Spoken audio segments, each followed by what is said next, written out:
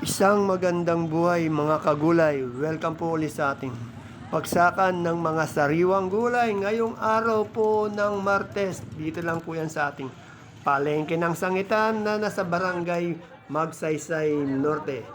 Ang ating pong baksakan bukas mula Lunes hanggang Linggo ng alas 8 ng umaga hanggang alas 5 ng hapon.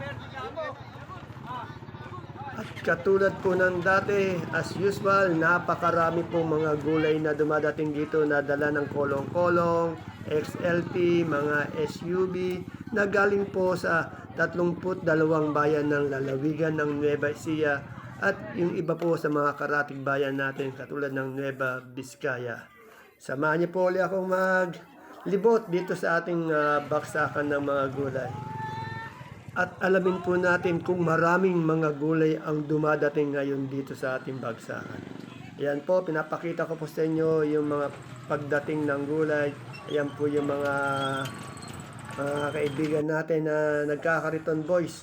Yan, ayan po natin sa kamatis. Kamatis po, napakarami pa rin kamatis pero yung ating kamatis ay nasa 10 hanggang 13 pesos pa rin po per kilo.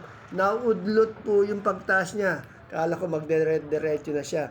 Yan ating namang konsultan, yan kay Madam Lenlen pa yan, nasa 140.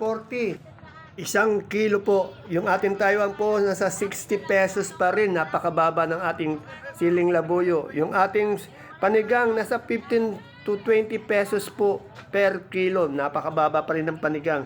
Mga sili, dito po tayo kay Madam Lenlen. May panigang, may sultan, may labuyo.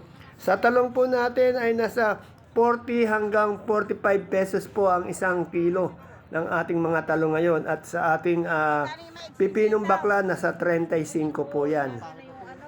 Ang tumaas po sa ating baksakan, ayan po yung okra, 90 hanggang 95 pesos per kilo. At ang ating kalamansi po, nasa 1,006 hanggang 1,008 isang red bag o isang buriki. Sa ating Sophia naman po, nasa 38 hanggang 40 isang kilo. Magaganda yung Sophia natin, no? At ayan po, ang ating pipinong bakla po, nasa 35 po ang isang kilo o 350 ang isang bundle.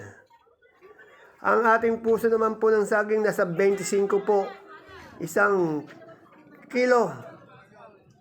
Kung gusto niyo makakuha ng magandang gulay, maaga po tayo. Sa ating mga gabi galyang na puti, 32. Yung pula, 32 din po per kilo. At sa ating ampalaya naman po, meron po tayong 70 hanggang 75 pesos per kilo o 700, 750 isang bundle.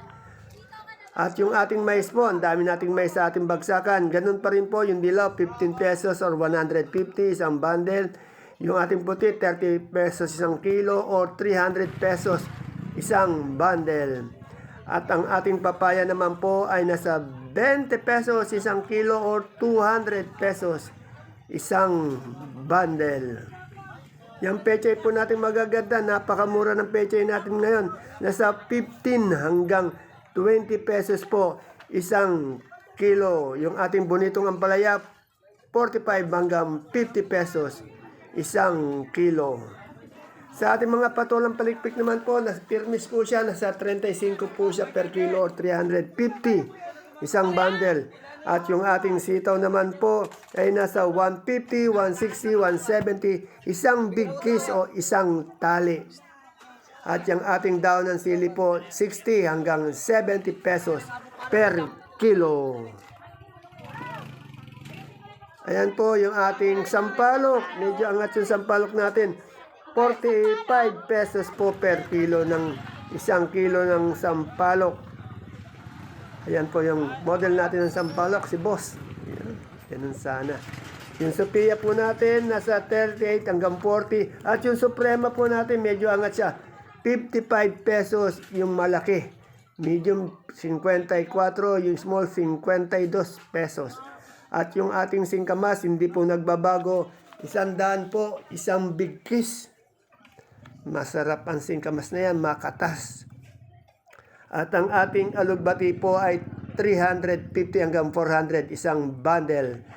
Yung ating kamote naman po, yung ating Taiwan Sinapang Mall, nasa 50. Yung ubi po, nasa 45 pesos. Dilaw, 35. Yung puti po, 32. Yan, meron po ako nakitang hagod o 25 po yung hagod na yon. Sa ating talbos ng kamote, 8 pesos. At yung sa ating saluyot po, nasa 20 pesos per tali. Sa ating lasuna naman po, yan kay Madam Ella po yan, nasa 40 pesos po, 1 kilo. Ayan, daing talong. Ayan, yung ating mustasa. Sa mustasa naman po natin ay nasa 30 hanggang 35 pesos per kilo. At ang ating mani, walang pagbabago, 75 pesos po yung mani na yan. At ang luya po natin, 85 hanggang 90, yung quality luya. At yung dilaw po natin, nasa 50 pesos per kilo.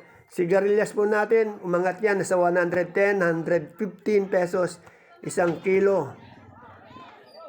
Yung ating pipinong puti naman po, nasa 30 pesos 1 kilo.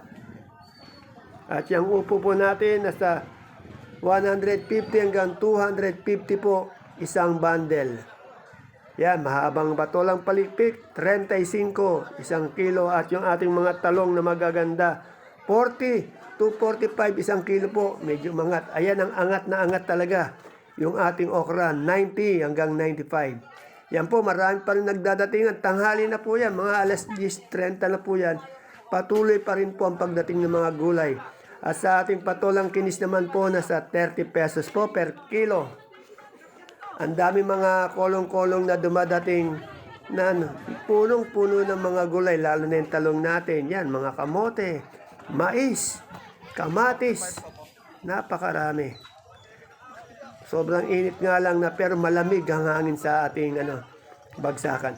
Yan po sa sibuyas, maganda yung mga sibuyas natin. Yung puti po natin, 38 yung big, 330 po yung medium. 10 kilos po yan ha. Sa pula, 450 yung big, 500 yung medium. 10 kilos din po yan. Sa atin naman pong super white, 440 po, 5 kilos. Kanso, 450 yung big, yung small, 400. Ayan po, papunta po tayo sa entrance. Sa entrance po, pagpasok po natin ng entrance, mabubugaran agad natin yung gulay bagyo. Magkabila po yan, left and right may gulay bagyo po tayo dyan. Tapos, mga sibuyas, mga gulay tumana na po. Yan, puntahan po natin itong yung galyang po natin sinibuyas, 75 pesos hanggang 80 pesos per kilo.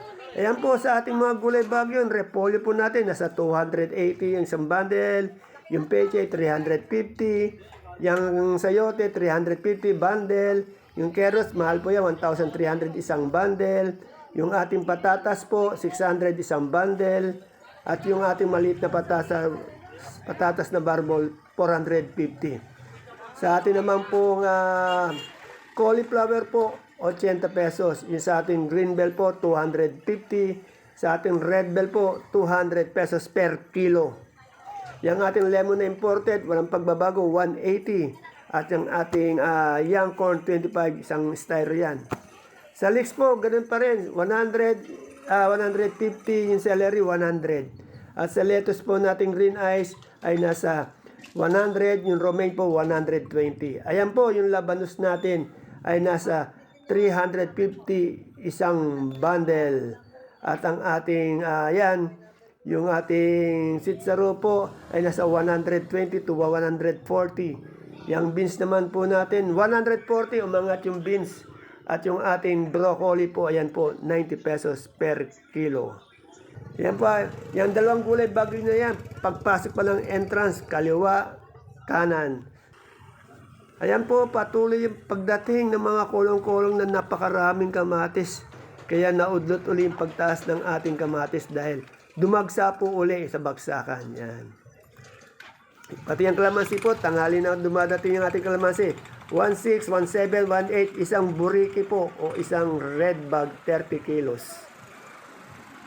Yan po, napakarami. Hindi lang po kolong-kolong, XLT, SUV ang nagdadala ng mga gulay dyan sa ating bagsakan.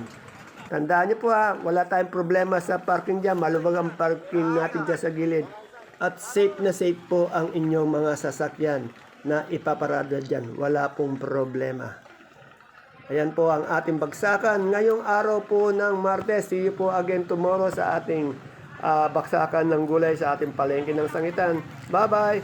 God bless us all po sa ating lahat.